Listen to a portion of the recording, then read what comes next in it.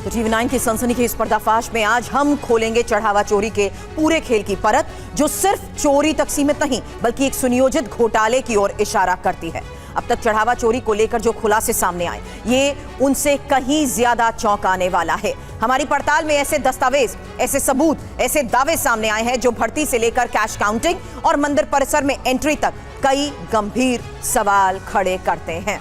और इस पर्दाफाश में हम आपको बताएंगे चढ़ावा चोरी के 5 चरण। हर चरण के पीछे क्या है, किसकी क्या भूमिका बताई जा रही है और कैसे पूरे सिस्टम में सेंध लगाई गई। हम आपको हर सवाल का जवाब तथ्यों और प्रमाणों के आधार पर देंगे। शुरुआत करेंगे पहले चैप्टर के साथ। पहला चैप्टर भर्ती घोटाला जुड़ा हुआ है, फिर एंट्री और सीसीटीवी घोटाला और आखिरी में गहना घोटाला भी है। हर पर्दाफाश को लेकर आप हैरान रह जाएंगे जो सबूत और तथ्य सामने आ रहे हैं। सोचेंगे कि आखिर राम मंदिर में कैश काउंटिंग जैसे संवेदनशील काम के लिए लोगों की भर्ती ऐसे कैसे हो गई? क्या तय प्रक्रिया का पालन हुआ या नियमों को दरकिनार किया गया?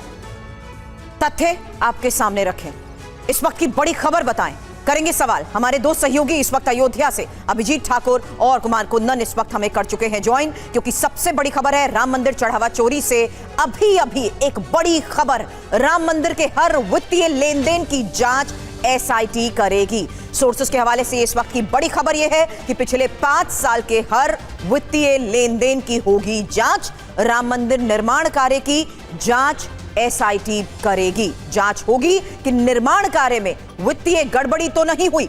अब तक की जांच में एसआईटी को कई अहम सबूत मिले हैं। एसआईटी को बड़े पैमाने पर वित्तीय गड़बड़ी की आशंका है और राम मंदिर ट्रस्ट के 5 साल के ऑडिट की भी जांच होगी। यह इस वक्त की सबसे बड़ी खबर है और चढ़ावा चोरी की जांच का दायरा जिस लिहाज से बढ़ रहा है, मेरे सहयोगी अभिजीत हमारे साथ हैं। अभिजीत, हर पहलू पिछले कई दिनों से लगातार जिस तरीके से एक लाइन ऑफ थ्रेड इस पूरी इन्वेस्टिगेशन को देखते हुए सामने आ रहा है, दायरा बढ़ रहा है। सबसे बड़ी खबर, एसआईटी वित्तीय गड़बड़ी से लेकर निर्माण कार्य तक की अब जांच करेगी।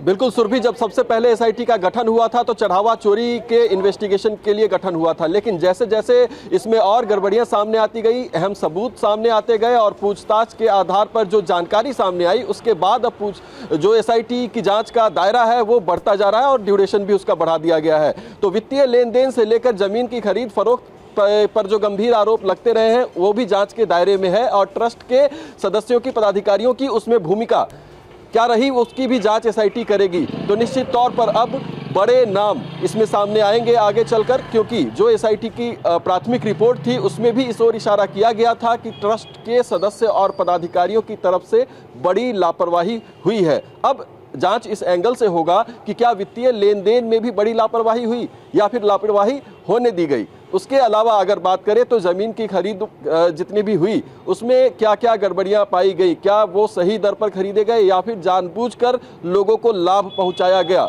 ये तमाम एंगल है जिस पर की जांच की मांग उठती भी रही है। और अब जानकारी सामने आ रही है कि एसआईटी का जांच का दायरा जब बढ़ेगा तो ये तमाम जो पहलू है उस पर भी जांच आगे बढ़ेगी। बिल्कुल आगे जांच की जा रही है। अभिजीत, लौटेंगे आपके पास। कल ही टीवी 9 ने दिखाया था कैसे जमीन का बंटरबांट किया गया था। एक एक तथ्य आपके सामने रख रहे हैं। राम मंदिर चढ़ावा चोरी 5 चरणों में हुई। टीवी 9 भारतवर्ष पर हम आपको बताएंगे कि कैसे स्टेप बाय स्टेप चंदा चोरी हुई। चढ़ावा चोरी का पहला चरण था भर्ती घोटाला।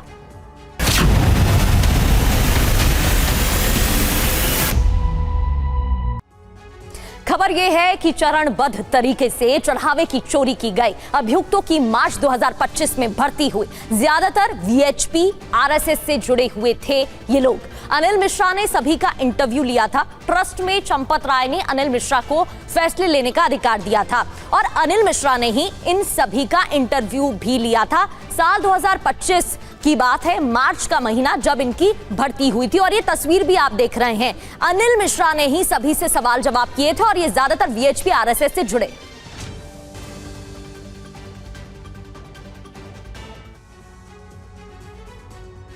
और अब चढ़ावा चोरी का ही ये पहला चरण, भर्ती घोटाला, जहां भर्ती मार्च 2025 में कैश काउंटिंग के लिए की गई।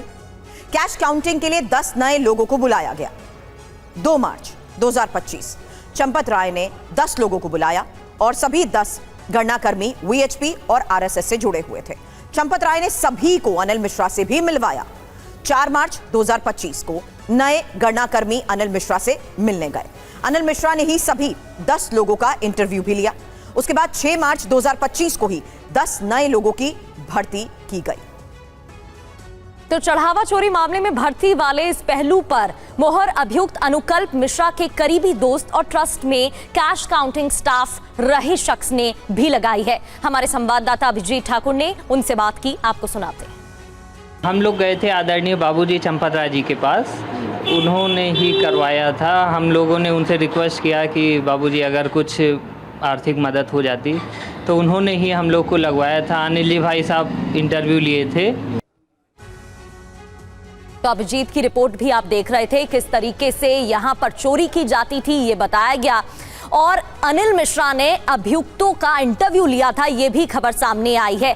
अभिजीत, जानकारी दीजिएगा, अनिल मिश्रा के पास ये जिम्मेदारी थी, इंटरव्यू लिया जा रहा था, कई बयान भी दर्ज किए जा रहे हैं, और ये कहना गलत नहीं होगा कि मंदिर और ट्रस्ट से जुड़े हर एक शख्स से पूछताछ हो रही है और जितने भी बड़े नाम हैं वो घेरे में हैं।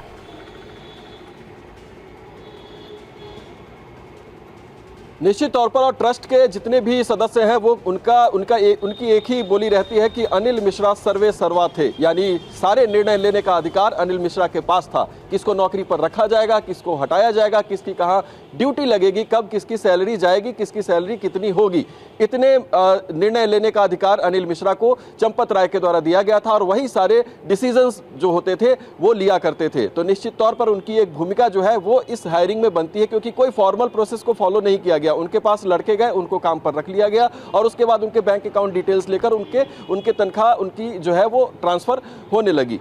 कोई बैकग्राउंड चेक नहीं किया गया, कोई वेरिफिकेशन नहीं किया गया, और सिर्फ इसलिए क्योंकि वो संगठन से जुड़े हुए लोग थे। तो इस पर एक बड़े सवाल खड़े होते हैं कि आप कैश काउंटिंग जैसी बड़ी जिम्मेदारी के लिए लड़के हायर कर रहे हो, लेकिन उनका कोई बैकग्राउंड चेक नहीं कर रहे हो, उनका कोई वेरिफिकेशन नहीं कराया जा रहा है, किसकी क्या मंशा है ये पता नहीं लगाया जा रहा है। दूसरी बड़ी बात, जब कैश काउंटिंग के काम में ये लोग लगाए गए, एंट्री और एग्जिट जो इनकी मंदिर परिसर के भीतर होती थी। अभिजीत, रोकना चाहूंगी, इसी की अगली डिटेल हम अपने दर्शकों को बताना चाहते हैं, क्योंकि अलग अलग चरण के तहत ये जो खबर इस वक्त TV9 दिखा रहा है उसमें अब चढ़ावा चोरी का यही है दूसरा चरण, एंट्री घोटाला।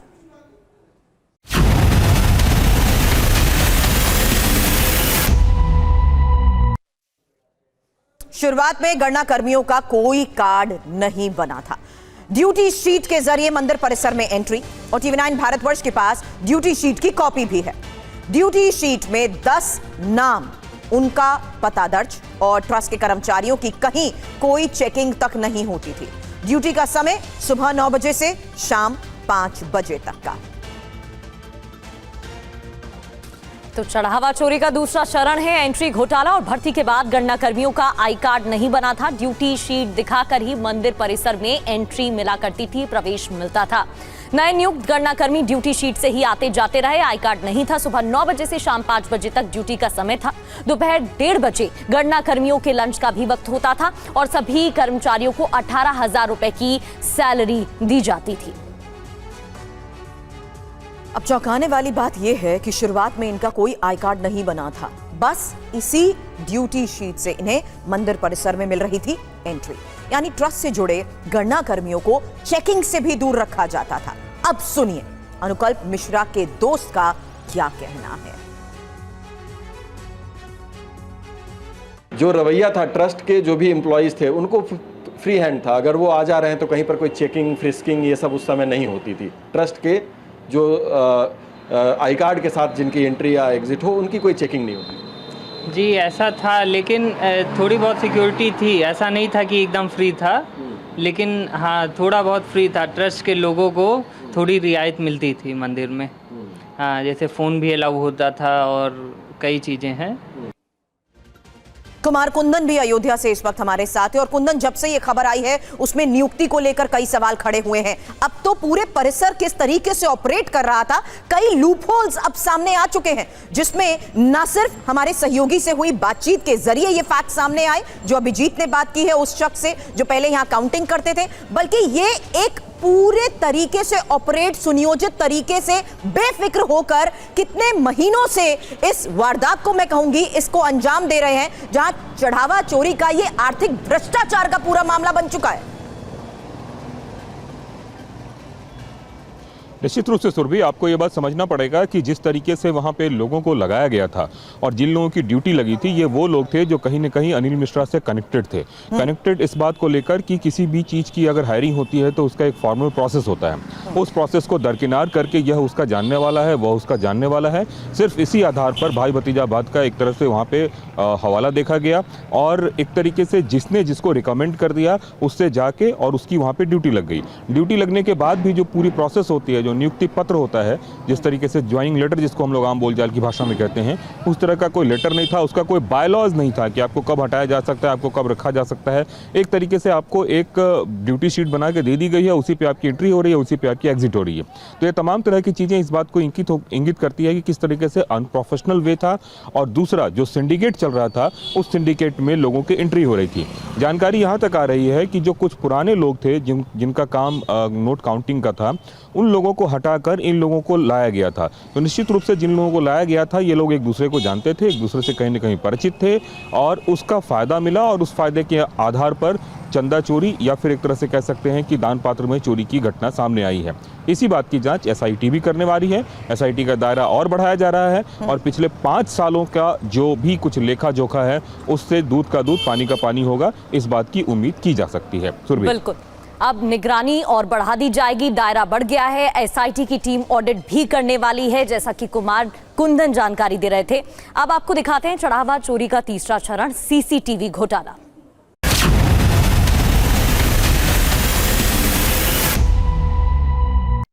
तो कैश काउंटिंग की निगरानी में लापरवाही की बात सामने आई है। काउंटिंग पर कड़ी निगाह नहीं रखी जाती थी। निगरानी के लिए 2 से 3 लोगों की ड्यूटी होती थी। ड्यूटी में तैनात कर्मचारी बाहर घूमते रहते थे, यानी कि निगरानी भी सही ढंग से नहीं हो रही थी। जिनको जिम्मेदारी दी जाती थी, जो ड्यूटी में तैनात थे, वो बाहर घूमते रहते थे। 2 से 3 लोगों की ड्यूटी यहां पर होती थी, ये जानकारी मिल रही है। अब हर एक किरदार से पूछताछ की जा रही है। एसआईटी की टीम पूछताछ में जुटी हुई है। कैश काउंटिंग की निगरानी में लापरवाही का मामला भी सामने आया है। अब एक एक इंफॉर्मेशन आपके सामने। सीसीटीवी घोटाला, एक नहीं 2 जगह होती थी चढ़ावे की काउंटिंग। महाकुंभ के दौरान 2 काउंटिंग सेंटर बनाए गए। एक काउंटिंग रूम परिसर के अंदर पीएफसी बिल्डिंग में, दूसरा काउंटिंग सेंटर परिसर के भीतर पुलिस चौकी में। पुलिस चौकी के सेंटर में ही कैमरा और मॉनिटर स्क्रीन भी है। 10 नए कर्मचारियों की पुलिस चौकी में ड्यूटी और नोटों को छांट कर ही गड्डियां बनाने, मशीन से गिनने का काम। वहीं अनुकल्प, अविनाश, करुणेश, लवकुश की पुलिस चौकी में ही ड्यूटी। स्वतंत्र पांडे, रविंद्रनाथ, तरुण, हिमांशु ने भी नौकरी छोड़ी। हालांकि इसके बाद मनीष यादव, रमाशंकर की एंट्री कैश काउंटिंग रूम में हुई। हालांकि पहरेदारी में एसआईएस सिक्योरिटी, कभी कभी सीआरपीएफ वाले भी आते थे और मॉनिटरिंग रूम में ही 2 से 3 लोगों की ड्यूटी रहती थी। काउंटिंग प्रोसेस की मॉनिटरिंग में ध्यान नहीं दिया जाता था और ध्यान ना दिए जाने की वजह से चोरी की पूरी गुंजाइश भी है। अभिजीत, जब इतनी परतें अब खुल रही हैं, इतनी लापरवाहियां अब सामने आ रही हैं, तो एक्शन के नाम पर जिम्मेदारी तय होगी कैसे? एक और सवाल कर रही हूं, क्योंकि पूरी जांच को लेकर गंभीर सवाल उठ रहे हैं। क्या ट्रस्ट भी भंग हो सकती है क्या?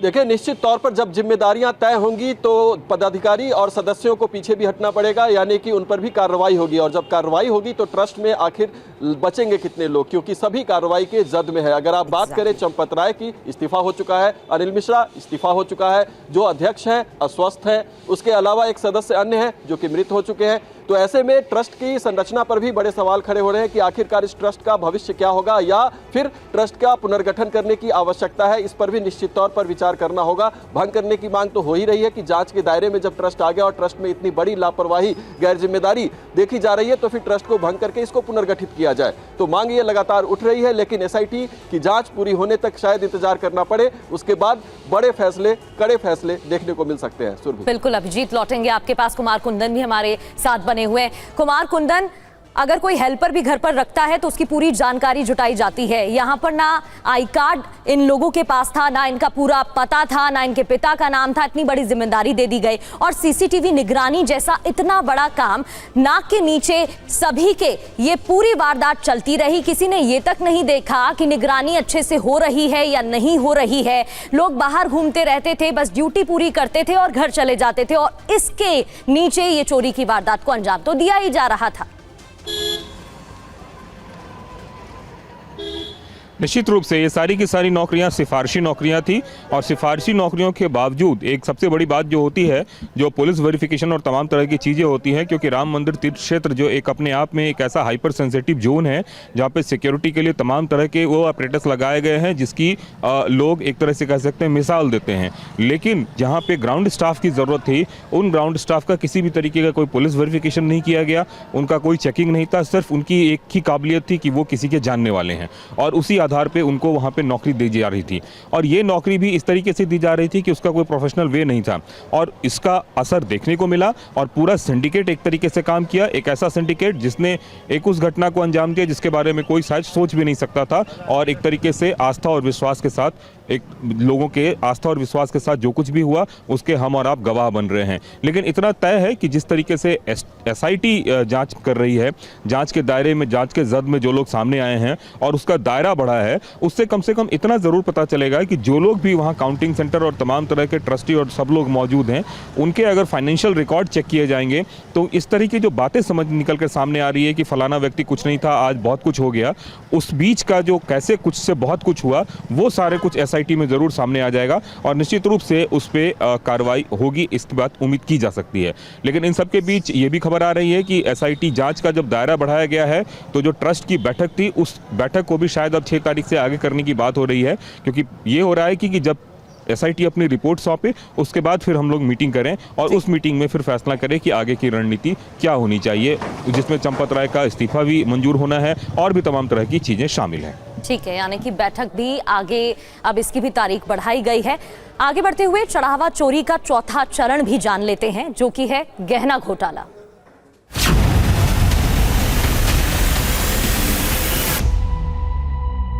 कैश के अलावा गहनों की भी बड़ी पैमाने पर चोरी की खबर है। गहनों की आसानी से चोरी कर ली जाती थी, निगरानी ना होने की वजह से चोरी आसान थी। कैश और आभूषणों का कोई हिसाब नहीं होता था। इससे पहले चरण में हमने आपको बताया कि निगरानी नहीं थी, तो फिर गहनों की आसानी से चोरी होना तो मामूली बात है। तो चढ़ावा चोरी का ही चौथा चरण गहना घोटाला, जहां मंदिर का दान पुलिस चौकी काउंटिंग रूम में जाता था। काउंटिंग रूम में कैश और आभूषण अलग किए जाते थे। दान के कैश आभूषण का कोई हिसाब ही नहीं होता था। हालांकि मॉनिटरिंग ना होने से चोरी आसानी से की जाती थी, और आभूषण को गणनाकर्मी आसानी से चोरी कर लेते थे।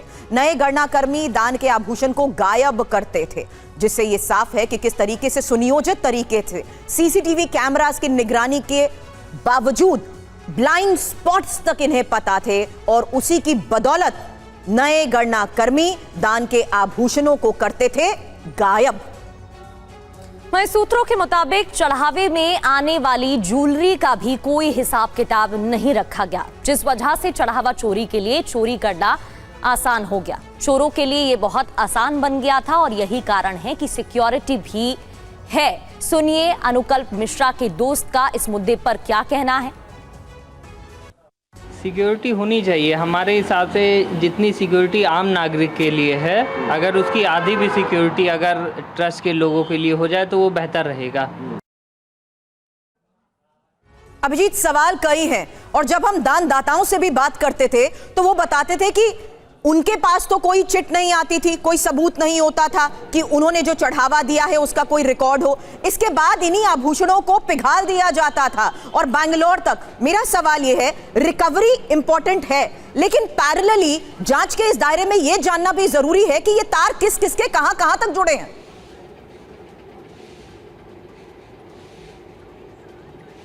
जी निश्चित तौर पर, और ज्वेलरी के मामले में खासकर जब कैश के साथ साथ जो ज्वेलरी दान पात्र के माध्यम से आते था, उसको छांटने के लिए जो लोग काउंटिंग रूम में बैठे हुए थे, वही उसमें से ही 4 लोग जो हैं वो आरोपी हैं। और वहां पर ये देखने के लिए कि कितना कैश और कितनी ज्वेलरी आई, वो वहां पर कोई व्यक्ति खड़ा ही नहीं होता था। और जब कैश काउंटिंग की प्रक्रिया को पूरी करने के बाद ये तमाम वॉलंटियर्स बाहर निकलते थे, उसके बाद उनकी कोई फ्रिस्किंग नहीं होती थी। मान लीजिए कि कोई कान की बाली या छोटा चेन या अंगूठी या कोई चीज़ है, तो वो बहुत ही आसानी से उसको लेकर जाया जा सकता था। लाखों में उसकी कीमत थी और इस तरीके से भी बहुत सारे आभूषणों की चोरी हुई। वो लेकर बाहर गए और उसके बाद जब रिकवरी हुई है, रिकवरी में भी कुछ ज्वेलरी बरामद हुई है, लेकिन ज़्यादातर ज्वेलरी जो है वो इनके द्वारा बेच दिया गया, उसको इनकैश कर लिया गया था। तो जिस तरीके की प्रणाली, जिस तरीके का सिस्टम चल रहा था, वो सिस्टम अपने आप में इतना लचर था कि चोरों के लिए पूरी गुंजाइश थी और वो इतने कॉन्फिडेंट थे कि पकड़े कभी नहीं जाएंगे। और ये आदत उनकी ऐसी हो गई थी कि इनके 100% अटेंडेंस होते थे। जब पैसों की लत लगी तो ये कभी छुट्टी भी नहीं लेते थे, काम पर हमेशा जाया करते थे। इस तरह की जानकारी भी सामने आ रही है। ठीक है अभिजीत, लौटेंगे आपके पास। कुमार कुंदन, क्या माना जाए, जब एसआईटी की रिपोर्ट सामने आएगी तो बहुत बड़ी कार्रवाई भी हो सकती है, क्योंकि हम एक एक कर किस तरीके से घोटाला हुआ ये तो बता ही रहे हैं, लेकिन अब एक्शन की बात करें तो क्या हो सकता है? देखिए, दो तीन बातें बहुत सामने हैं और बहुत स्पष्ट है। आरोप भी बहुत स्पष्ट है। पहले आरोप तो ये है कि मंदिर में चोरी हुई, वो है कैश की चोरी हुई। दूसरा आरोप ये भी है कि तीर्थ क्षेत्र ने औने पौने दामों में और फिर अपनी मर्जी से ज़मीनें खरीदी। तो दोनों आरोप अलग अलग हैं और इन दोनों आरोप के दायरे में एसआईटी अपना जांच का दायरा बिठाए हुए है। अब एसआईटी को जब ज़्यादा समय मिला है तो निश्चित रूप से मंदिर में दान चोरी से इतर भी जितने भी डील हुए हैं उन डील में भी एसआईटी जाएगी और निश्चित रूप से जो 5 साल का लेखा जोखा है उसमें वो हर कोई शामिल होगा जिसके बारे में इस बात का आरोप है कि कल तक वो कुछ नहीं था, आज वो बहुत कुछ हो गया है। तो निश्चित रूप से जो दायरा बढ़ा है उस दायरे के बढ़ने से एक तरीके से कई सारी चीज़ें ऐसे निकल कर सामने आएगी जिसके बारे में हम और आप अनभिज्ञ हैं, या फिर ऐसी बातें सिर्फ और सिर्फ लोगों की जुबानी हो रही है, उसको लेकर कोई डॉक्यूमेंट नहीं है। खास करके तीर्थ क्षेत्र के सदस्यों को लेकर जिस तरह की बातें हैं कि चाहे वो अनिल मिश्रा हो या कोई और हो, तो निश्चित रूप से जब दायरा बढ़ेगा तो उस दायरे में ऑडिट में कई सारी चीज़ें सामने आएंगी और उसमें सबसे जो महत्वपूर्ण मुझे ऐसा लग रहा है वो ज़मीन की ऑडिट है, जिसमें बताया जा रहा है कि एक ज़मीन अगर 1 रुपये की थी तो जानबूझ के उसको 10 गुना ज़्यादा कीमत पे खरीदा गया। इस तरह के आरोप हैं, उन आरोपों का जवाब एसआईटी के जाँच में निकल के सामने आएगा और भी कुछ नाम सामने आ सकते हैं जो नाम अब तक सामने नहीं आए हैं। इसीलिए टीवी9 लगातार चरणबद्ध तरीके से एक एक जानकारी अपने दर्शकों तक पहुंचा रहा है कि कैसे चढ़ावा चोरी मामले में बड़े पर्दाफाश हुए हैं। इसलिए अब है अगला चरण और वो है 5वां चरण, भगवान घोटाला।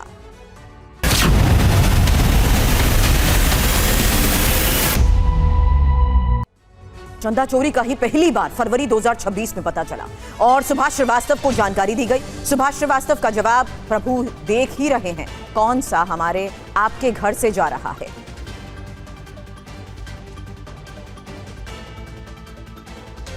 तो चढ़ावा चोरी का 5वां चरण है भगवान से घोटाला।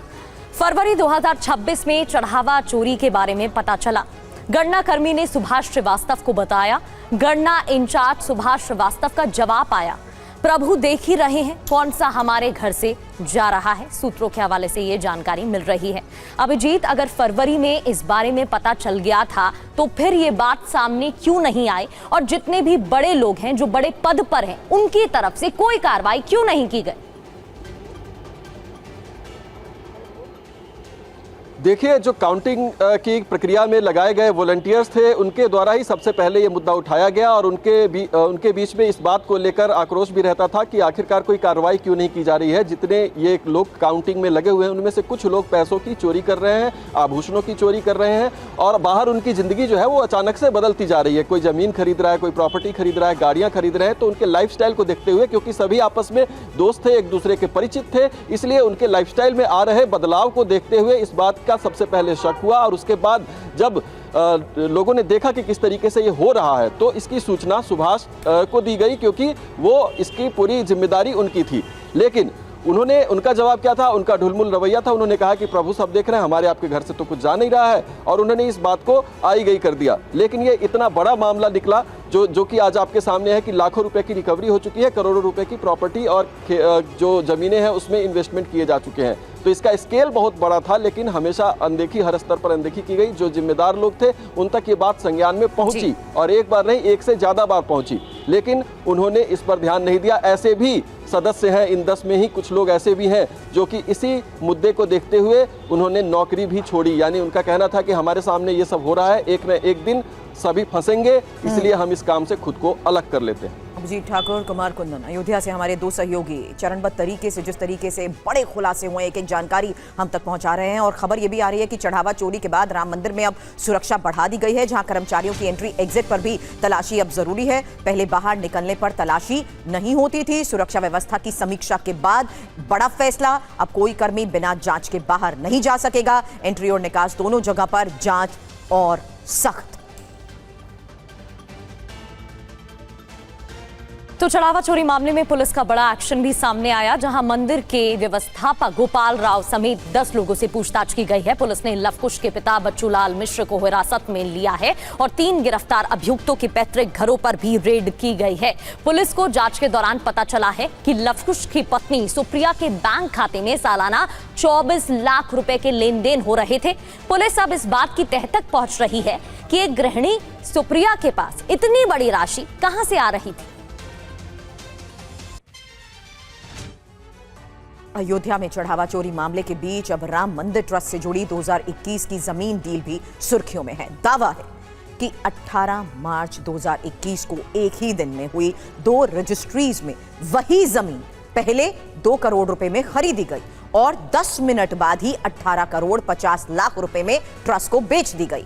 इस लैंड डील कीमत में 16.5 करोड़ रुपए के अंतर, सर्कल रेट और बीच के खरीदारों की भूमिका पर ही सवाल उठ रहे हैं। हालांकि ट्रस्ट ने सभी आरोपों से इनकार करते हुए खरीद को पूरी तरह कानूनी बताया है।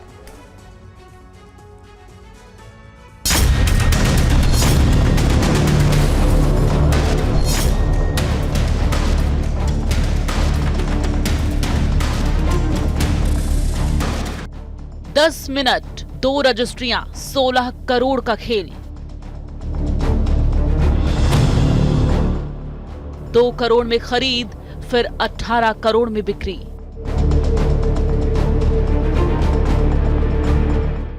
एक ही दिन में 9 गुना कैसे बढ़ी जमीन की कीमत।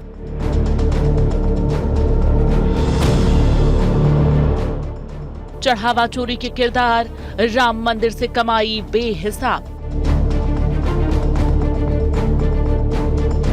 चढ़ावा चोरी के बाद अब प्रॉपर्टी विवाद को लेकर भी राम मंदिर ट्रस्ट का नाम चर्चा में है।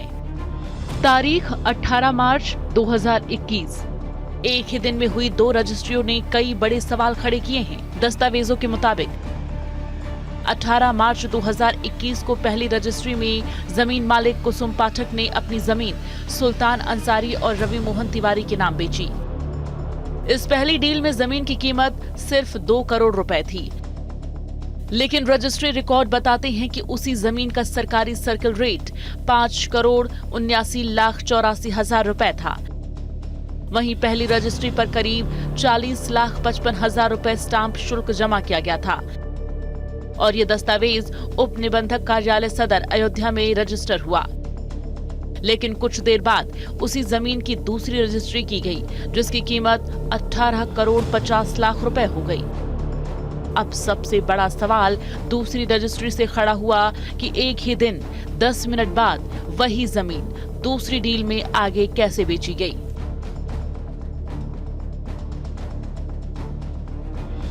और इस बार बड़ी बात यह थी कि खरीदार के तौर पर ट्रस्ट की ओर से महासचिव चंपत राय का नाम सामने आया। यानी सिर्फ 10 मिनट में इसी जमीन की कीमत 2 करोड़ से सीधे 18 करोड़ 50 लाख रुपए हो गई। साफ है कि दोनों सौदों के बीच मिनटों में करीब 16 करोड़ 50 लाख रुपए का अंतर सामने आया। तो सवाल खड़े होना लाजमी है कि एक ही शख्स पहले खरीदार और कुछ देर बाद उसी जमीन का विक्रेता बन जाता है, तो सुल्तान को कैसे पता था कि ये जमीन कुछ ही घंटों में कई करोड़ की होने वाली है। TV9 भारतवर्ष को मिले दस्तावेजों के मुताबिक दोनों रजिस्ट्री दस्तावेजों पर कुसुम पाठक सुल्तान अंसारी और रवि मोहन तिवारी के हस्ताक्षर देखे जा सकते हैं। अब इस पूरी डील पर कई गंभीर सवाल उठ रहे हैं। सबसे बड़ा सवाल यही है कि कुछ देर में ही किसी जमीन की कीमत 2 करोड़ रुपए से बढ़कर 18 करोड़ 50 लाख रुपए कैसे हो गई। दूसरा सवाल ये कि जब सरकारी सर्कल रेट ही 5 करोड़ 79 लाख रुपए का था तो खरीद कीमत 18 करोड़ 50 लाख रुपए किस आधार पर तय किया गया। और तीसरा सवाल, क्या इस पूरे सौदे में बीच के खरीदारों को असामान्य लाभ पहुंचाया गया। आपको बता दें कि विपक्ष पहले भी जमीन खरीद को लेकर पारदर्शिता पर सवाल खड़े कर चुका है। दरअसल इस मामले को लेकर 2021 में भी विपक्षी दलों जमीन खरीद प्रक्रिया और पारदर्शिता को लेकर सवाल उठाए थे। उस समय सवाल उठाया गया कि जब ट्रस्ट सीधे किसानों से जमीन खरीद सकता था तो इतनी जल्दी और अधिक कीमत पर जमीन क्यों खरीदी गई। विपक्ष ने आरोप लगाया कि जमीन खरीद में की गई अवैध कमाई का इस्तेमाल रवि मोहन ने अपने लिए आलीशान महलनुमा घर बनाने में किया। आम आदमी पार्टी सांसद संजय सिंह ने जमीन सौदे से जुड़े दस्तावेज पेश किए थे और इन दस्तावेजों को एसआईटी और जांच एजेंसियों को सौंपने की बात कही थी। हालांकि श्री राम जन्मभूमि तीर्थ क्षेत्र ट्रस्ट ने इन सभी आरोपों को पूरी तरह खारिज किया था। चंपत राय ने इसे नियमानुसार बताया था। हालांकि विपक्ष के सवालों पर उस समय ट्रस्ट की ओर से कहा गया था कि जमीन खरीद सभी कानूनी प्रक्रियाओं के तहत की गई और कीमत बाजार की परिस्थितियों को देखते हुए तय हुई थी। ट्रस्ट की ओर से ये तर्क दिया गया था कि जिस जमीन को खरीदा गया उसका एग्रीमेंट पहले ही कई वर्षों से चल रहा था, इसलिए तत्कालीन बाजार मूल्य के आधार पर ही भुगतान किया गया। इस मामले में सरकार की ओर से जांच आदेश दिए गए थे। जिला प्रशासन ने पूरे मामले की जांच की थी। इसके बाद में प्रशासन की ओर से कहा गया कि जमीन खरीद प्रक्रिया में नियमों का पालन किया गया है और किसी तरह की धांधली सामने नहीं आई। इस विवाद में अयोध्या के तत्कालीन मेयर ऋषिकेश उपाध्याय का नाम भी चर्चा में आया था। इसकी वजह जमीन की रजिस्ट्री प्रक्रिया में उनकी भूमिका थी। विवादित जमीन की रजिस्ट्री में ऋषिकेश उपाध्याय ने गवाह के तौर पर हस्ताक्षर किए थे। फिलहाल चढ़ावा चोरी मामले के बीच अब इस जमीन घोटाले के भी दावे किए जा रहे हैं, लेकिन सवाल यही है कि क्या राम मंदिर के नाम पर हुई इस जमीन खरीद में सब कुछ नियमों के मुताबिक हुआ या फिर चढ़ावा चोरी की तरह यहाँ कोई बड़ा घोटाला किया गया है। Bureau report, TV9 Bharatvarsh.